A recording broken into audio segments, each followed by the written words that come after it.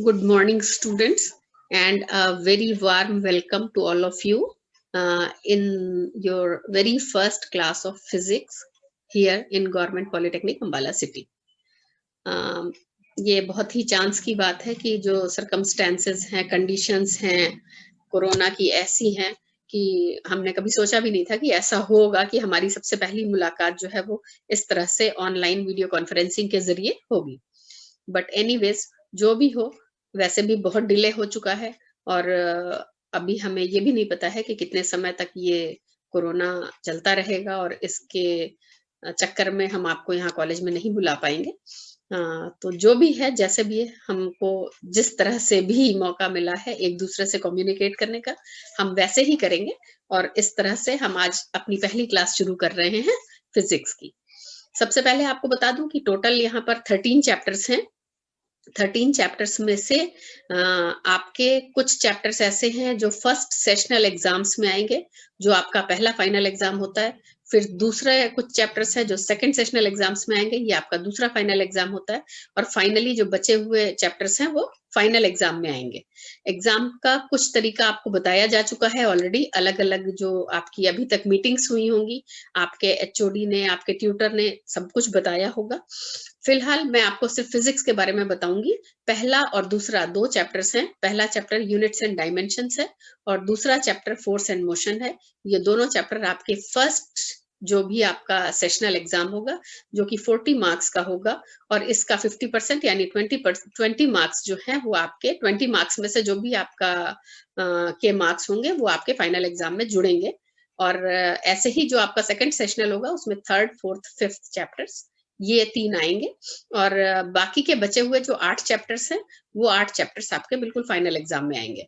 तो इस तरह से कुल मिला के जो पहले सेमेस्टर सिस्टम था उसको समझ लीजिए कि अब 3 हिस्सों में ब्रेक कर दिया गया है। 2 सेमेस्टर के बजाय 3 सेमेस्टर हो गए हैं। पहला सेमेस्टर जो है वो फर्स्ट सेशनल एग्जाम पे खत्म होता है, दूसरा सेमेस्टर सेकंड सेशनल एग्जाम पे खत्म होता है, और फाइनली जो आपका ईयर है वो थर्ड फाइनल एग्जाम पे खत्म होता है। आपके लिए तीनों एग्जाम्स इंपॉर्टेंट हैं और मैं आपको कहूंगी कि शुरू दिन से आप पढ़ाई शुरू कर दीजिएगा। वैसे आपको कुछ चीजें और मैं थोड़ी सी बता दूं। यहाँ पर फिजिक्स की क्लास में आपको जो कुछ भी स्थितियां हैं वो ऐसी हैं कि जो सब्जेक्ट है वो बहुत इजी है। आपने 10th में बहुत कुछ पढ़ रखा है, कुछ सिलेबस यहाँ पे 10th से आता है, कुछ पोर्शन 11th 12th से आता है, कुछ पोर्शन हो सकता है बीएससी से भी आता हो, लेकिन जो एकेडमिक्स है वो इतने कम रखे गए हैं कि आपको परेशानी की कोई स्थिति ना हो। डिप्लोमा का जो ओवरऑल सिलेबस है वो इस तरह से डिजाइन किया गया है कि आपको थियोरेटिकल नॉलेज जितनी होनी चाहिए सिर्फ उतनी दी जाए, और चूंकि आपको आगे इंडस्ट्रीज में जाना है तो वहां के हिसाब से जो प्रैक्टिकल नॉलेज है वो आपको ज्यादा इम्पार्ट की जाए। चांस की बात, अभी आप सिर्फ थियोरेटिकल नॉलेज पे ही टिकेंगे, क्योंकि जब तक आप कॉलेज नहीं आएंगे प्रैक्टिकल नॉलेज आपको कम दी जा पाएगी। पर फिर भी जो कुछ भी यहाँ पर हमसे संभव हो सकेगा आपके बेटरमेंट के लिए, आपकी भलाई के लिए, वो हम जरूर करेंगे। अब थोड़ा सा आपको मैं बता दूं कॉपीज के बारे में। आपको 3 कॉपीज बनानी है, जिसमें से 2 तो रजिस्टर बनाने हैं फिजिक्स के लिए और एक आपको फाइनल एग्जाम के लिए प्रैक्टिकल फाइल बनानी है। अब देखिए, जो आपका एक रजिस्टर होगा, आप ऐसे कर लीजिएगा कि फर्स्ट रजिस्टर जो है वो क्लास वर्क रजिस्टर होगा। उसमें पहले शुरू में आप units and dimensions and force and motion जो आपका फर्स्ट सेशनल का है वो उसमें लिख लीजिएगा। और उसके बाद जो है वो बीच का एक पेज मोड़ के फिर अगले 3 चैप्टर्स लिख लीजिएगा, फिर एक पेज मोड़ के बाकी के चैप्टर्स लिख लीजिएगा। ये आपकी क्लास वर्क कॉपी होगी जिसमें आपका पूरे साल का काम होगा। दूसरा, आपको पतली कॉपी, थोड़ी सी पतला रजिस्टर एक ले लीजिएगा, वो बनाना है जो आपको होम असाइनमेंट कॉपी के नाम पे या होम वर्क कॉपी के नाम पे बनाना है।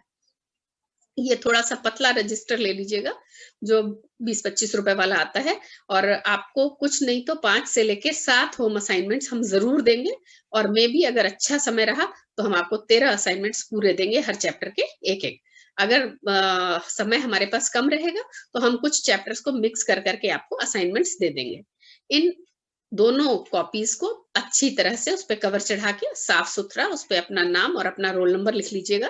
रोल नंबर आपको थोड़ा सा लेट मिलता है तो शुरू में आप नाम लिखिएगा, रोल नंबर की जगह खाली छोड़ लीजिएगा। और ये कॉपी आप साफ सुथरी रखिएगा, मेंटेन रखिएगा, इनके हम नंबर लगाते हैं आपके लिए। अब आ जाती है जो फिजिक्स प्रैक्टिकल की फाइल है।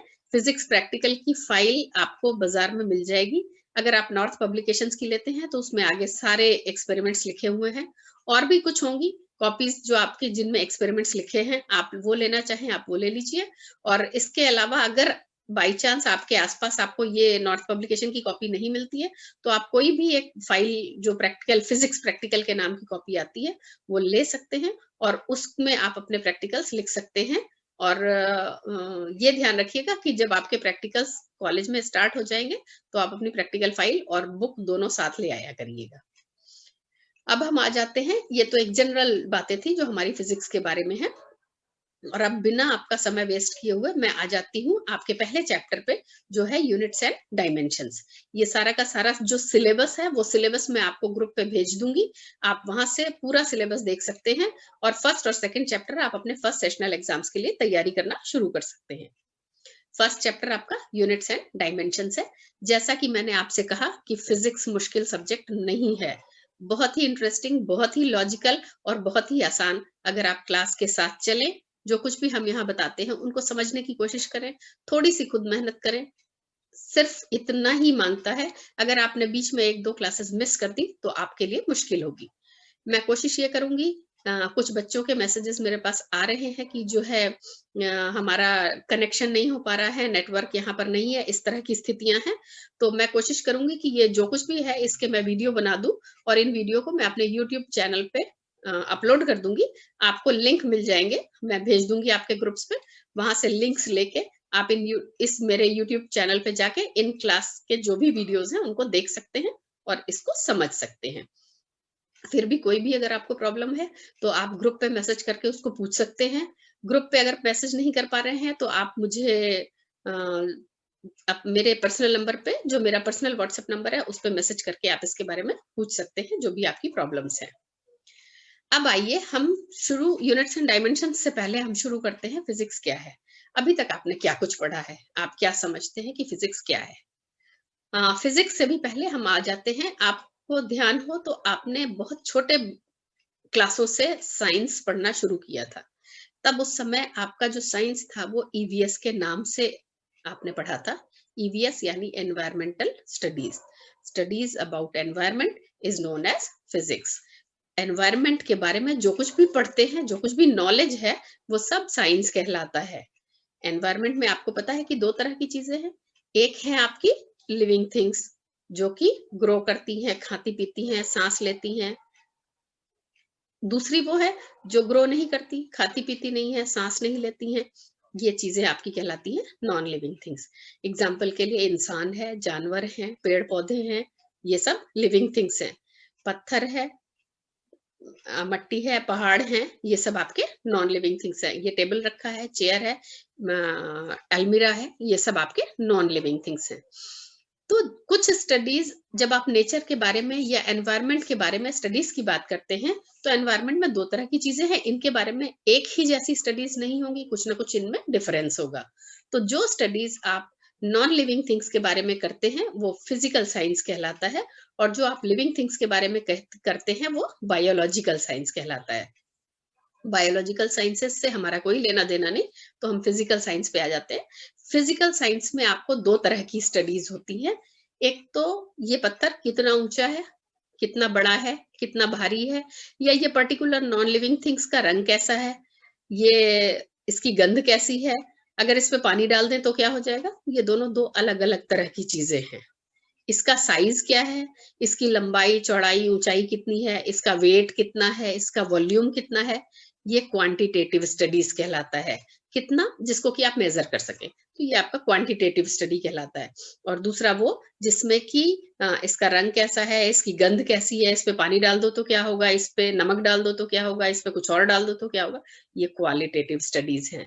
तो ये जो क्वांटिटेटिव स्टडीज होती हैं जिसमें मेजरमेंट्स की जरूरत पड़ती है, ये आपका फिजिक्स कहलाता है। और जो क्वालिटेटिव स्टडीज होती हैं जिसमें आप उसके इंटरनल क्वालिटीज को पढ़ते हैं, ये आपका केमिस्ट्री कहलाता है। तो भाई केमिस्ट्री तो आपकी केमिस्ट्री वाले जो भी मैम या सर हैं वो पढ़ाएंगे। हम फिजिक्स पे आ जाते हैं सीधे सीधे, साइंस ऑफ मेजरमेंट्स।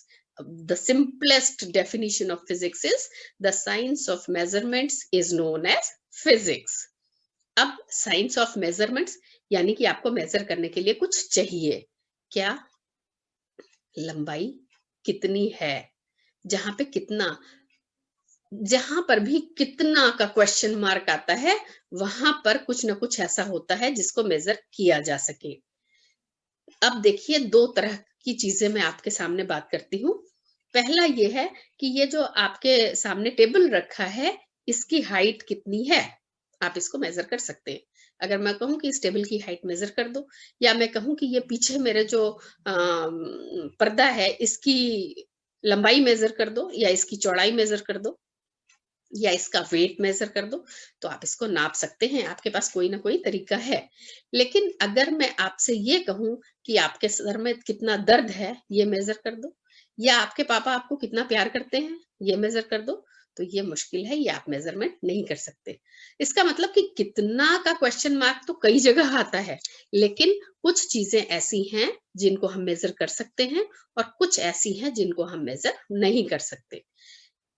ये क्वांटिटीज कहलाती हैं, और जिन क्वांटिटीज को हम मेजर कर सकते हैं, वो हमारी फिजिकल क्वांटिटीज कहलाती हैं। सबसे पहली डेफिनेशन आपके चैप्टर की, what is physical quantity?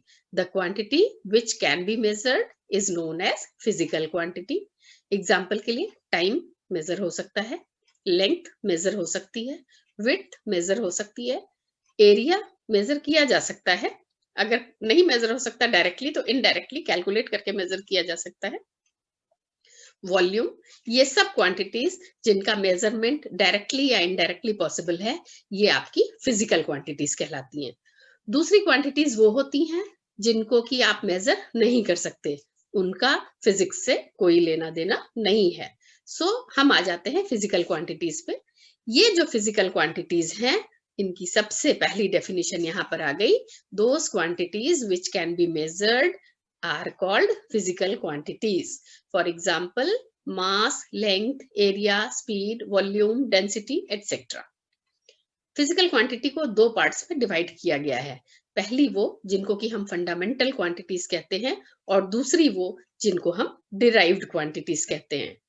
Fundamental quantities वो क्वांटिटीज होती हैं जो किसी भी चीज पे निर्भर, किसी और क्वांटिटी पे निर्भर नहीं करती, जो अपने आप में पूरी सक्षम है, अकेली हैं, इंडिपेंडेंट हैं, और उनको डायरेक्टली मेजर किया जा सकता है। Those quantities which do not depend on any other quantity and can be measured directly are known as fundamental quantities. There are only three fundamental quantities in mechanics. या आज की डेट में आप ये समझ लीजिए कि आपके पास तीन फंडामेंटल क्वांटिटीज होती हैं। पहली मास, दूसरी लेंथ, और तीसरी टाइम। लेंथ को किसी चीज पे निर्भर नहीं करती, लेंथ अपने आप में एक बिल्कुल इंडिपेंडेंट क्वांटिटी है। लेंथ को मेजर करने के लिए आप डिफरेंट टाइप्स के स्केल्स अवेलेबल है, जिनका यूज करके उनको मेजर कर सकते हैं। टाइम अपने आप में बिल्कुल इंडिपेंडेंट है, ये किसी और क्वांटिटी पे डिपेंड नहीं करती। घड़ियों का यूज करके आप टाइम को मेजर कर सकते हैं, या और भी मेथड्स हैं जिनका यूज करके टाइम का मेजरमेंट होता है। मास, फिजिकल बैलेंस का यूज करके, मास क्या होता है? टोटल अमाउंट ऑफ मैटर, जितना भी आपके किसी ऑब्जेक्ट में कितना मैटर का क्वांटिटी है, ये आपका कहलाता है मास। और इस मास को डायरेक्टली मेजर किया जा सकता है फिजिकल बैलेंस का यूज करके। अब देखिए, आपका जो फिजिकल बैलेंस है, उससे आप मास को डायरेक्टली मेजर कर सकते हैं, स्केल से लेंथ को मेजर कर सकते हैं, घड़ियों से टाइम को मेजर कर सकते हैं, और सिर्फ यही तीन फंडामेंटल क्वांटिटीज हैं जो मैकेनिक्स में मानी जाती हैं। इसके अलावा जितनी भी क्वांटिटीज आप अभी तक जानते हैं, वो सारी की सारी क्वांटिटीज जो हैं, वो आपकी डिराइव्ड क्वांटिटीज हैं। तो अब एक फंडामेंटल क्वांटिटीज हो गई, जो तीन फंडामेंटल क्वांटिटीज आप जानते हैं, मास, लेंथ और टाइम, और दूसरी डिराइव्ड क्वांटिटीज हो गई, ये वो क्वांटिटीज हैं जो एक या एक से ज्यादा फंडामेंटल क्वांटिटीज का इस्तेमाल करके या उनका यूज करके जिनको डिराइव किया जाता है, ये आपकी कहलाती हैं डिराइव्ड क्वांटिटीज। एग्जाम्पल के लिए, area, volume, density, speed, velocity, force, ये सब क्वांटिटीज जो है वो डिराइव्ड क्वांटिटीज हैं। देखिए, एग्जाम्पल्स देख लीजिए डिराइव्ड क्वांटिटीज का। देखिए, एरिया जो होता है वो लंबाई गुणे चौड़ाई के बराबर होता है। ठीक, तो लंबाई भी लेंथ है और चौड़ाई भी लेंथ है। क्यों? यहाँ पर एक क्वेश्चन उठता है। अगर आपको किसी चीज की लंबाई नापनी है, सपोज करिए ये रूम है, इसकी लंबाई आपको नापनी है, आपको मीटर स्केल चाहिए। चौड़ाई नापनी है, घड़ी से नापेंगे? नहीं। तो हम बैलेंस से नाप लेते हैं? नहीं, उसके लिए भी स्केल ही चाहिए। इसका मतलब as far as fundamental quantity is concern, जो लंबाई है वो भी लेंथ है, जो चौड़ाई है वो भी लेंथ है। दोनों दो अलग अलग तरह की लंबाइयां हैं, दोनों दो अलग अलग तरह की लेंथ्स हैं। इसलिए यहाँ पर मैंने इसको लिखा है लेंथ इंटू लेंथ। लेंथ लंबाई भी लेंथ है, चौड़ाई भी लेंथ है, इसलिए ये फंडामेंटल क्वांटिटी के टर्म्स में ये दोनों लेंथ हैं, और इनको आप मल्टीप्लाई करते हैं तो लेंथ का स्क्वायर होता है। तो एरिया जो है वो लेंथ से डिराइव की गई है। So area is derived from length and it is a derived quantity. Let us come on volume. Volume क्या होता है? लंबाई गुणे चौड़ाई गुणे ऊंचाई। तीनों फंडामेंटल क्वांटिटीज के टर्म्स में लेंथ है, इसलिए ये लेंथ का cube. So volume is also derived from length and hence it is a derived quantity. Come on density. Density होता है mass upon volume. Mass तो अपने आप में fundamental quantity है, और volume की जगह हम यहाँ से length का cube लिख सकते हैं. So it is mass upon length का cube. या हम इसमें से length को ऊपर ले जा सकते हैं, mass और length की power -3. तो ये आपका एक डिराइव्ड क्वांटिटी है जो मास और लेंथ दोनों से डिराइव की गई है। नेक्स्ट आ जाइए वेलोसिटी पे। वेलोसिटी है डिस्प्लेसमेंट अपॉन टाइम। डिस्प्लेसमेंट का मतलब लेंथ, और टाइम यानी कि वेलोसिटी लेंथ और टाइम इन दोनों से डिराइव की गई है। Acceleration change in velocity upon time. Change in velocity का मतलब लेंथ अपॉन टाइम, और इसको टाइम से और कर दिया तो लेंथ अपॉन टाइम का स्क्वायर हुआ। ये हम कह सकते हैं कि एक्सेलरेशन लेंथ और टाइम इन दोनों से डिराइव की गई है। एक और देखते हैं फोर्स। फोर्स है मास इनटू एक्सेलरेशन। मास एक्सेलरेशन कीजिएगा, यहां से उठाया लेंथ अपॉन टाइम का स्क्वायर, तो ये आपका मास लेंथ और टाइम इन तीनों से डिराइव की गई है। And so on.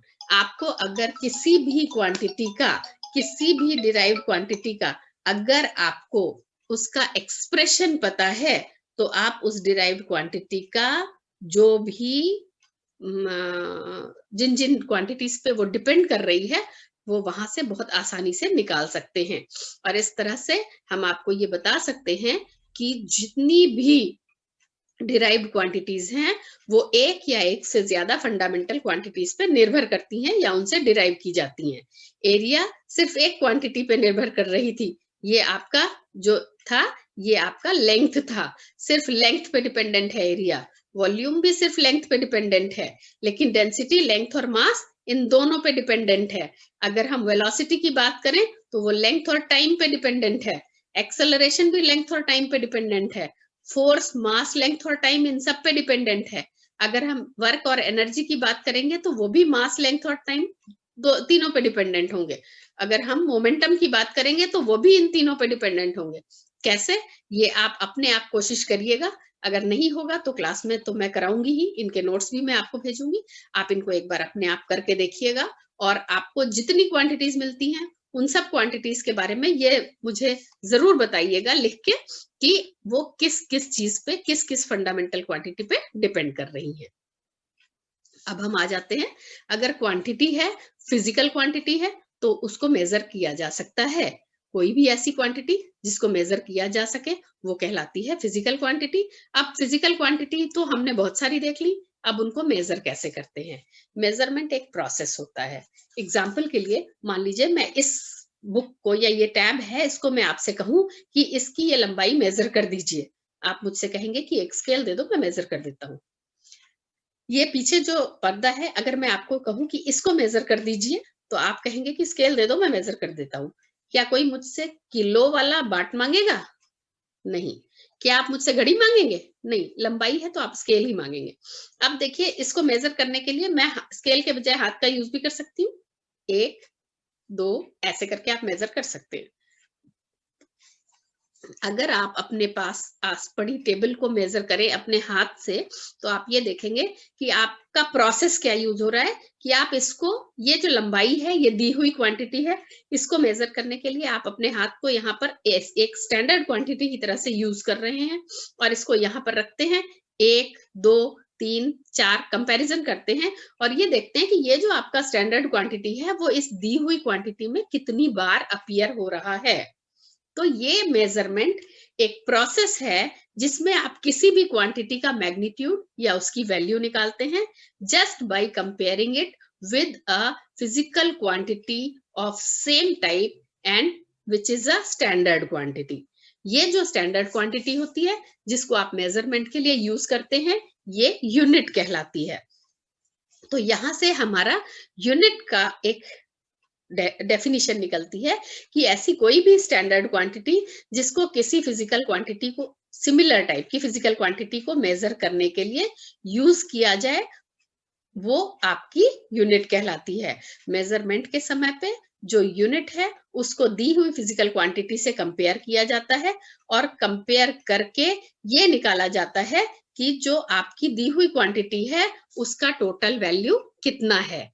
अब मैं आपको ये बताती हूँ इसमें कुछ अलग। ये देखिए, मान लीजिए आप आपके पास जो टेबल रखा हुआ है आपने उसका हाथ से अपना मेजरमेंट किया और आपने उसमें देखा कि आपका हाथ उसमें 5 बार अपीयर हो रहा है। मैं इसको बलिष्ठ कहती हूँ या सिंपली हम इसको बी से लिख लेते हैं। यहाँ पर हम ये जो मेरा हाथ का लंबाई है ये बी है, ये आपके हाथ की लंबाई है वो बी है और ये एक स्टैंडर्ड क्वांटिटी है और आपने जब मेजर किया तो ये 5 टाइम्स अपीयर हुई उस टेबल में। तो आप ये लिख सकते हैं कि जो टेबल का लेंथ है let it be Q that is equal to 5 into B. अगर आपको सेंटीमीटर दे दिया जाता तो शायद वो 150 सेंटीमीटर आ जाता। अगर आपको मीटर दे दिया जाता तो ये 1.5 मीटर आ जाता।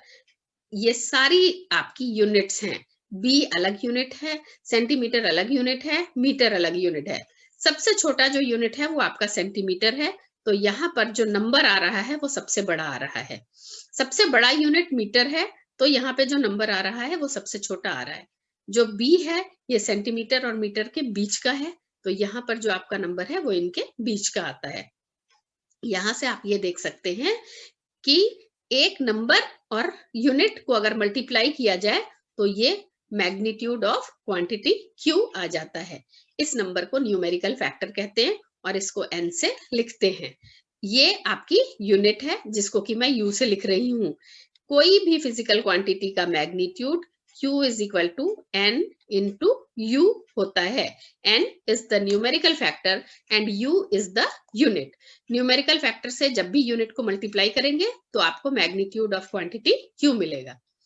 आप यहां से देख सकते हैं कि अगर यूनिट छोटा है तो न्यूमेरिकल फैक्टर बड़ा आता है, अगर यूनिट बड़ा है तो न्यूमेरिकल फैक्टर छोटा आता है। लेकिन क्या आपके टेबल की लंबाई चेंज हो जाती है? नहीं, उसकी लंबाई उतनी ही है। आप जो यूनिट यूज करेंगे उस यूनिट के अकॉर्डिंगली उसका न्यूमेरिकल फैक्टर आ जाएगा। वो जो मैग्नीट्यूड ऑफ क्वांटिटी है वो सेम रहेगा।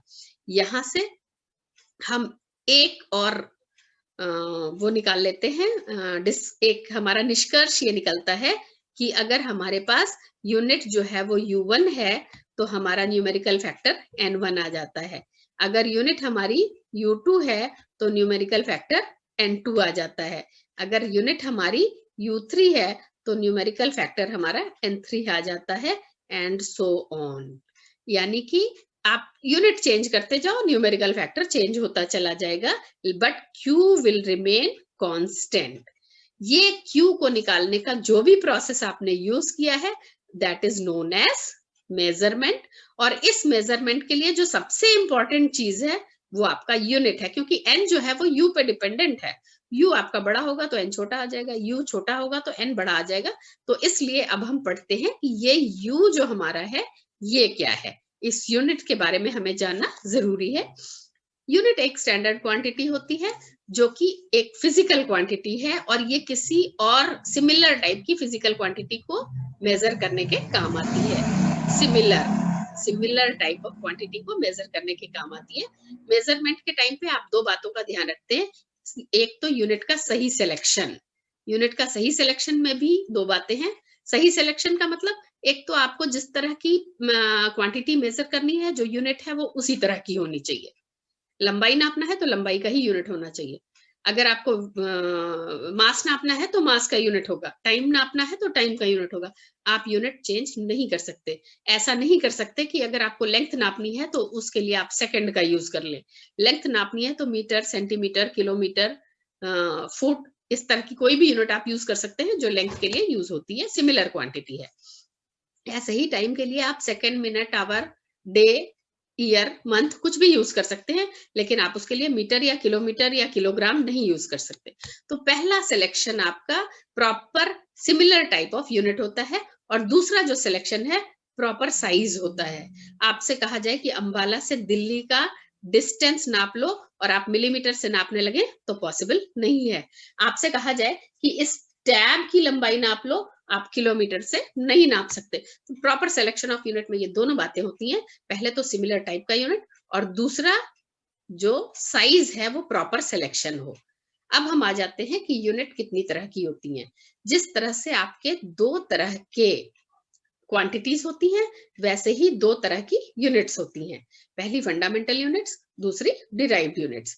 फंडामेंटल यूनिट्स वो हैं जो फंडामेंटल क्वांटिटीज को मेजर करने के काम आती हैं या जो इंडिपेंडेंट इन नेचर हैं।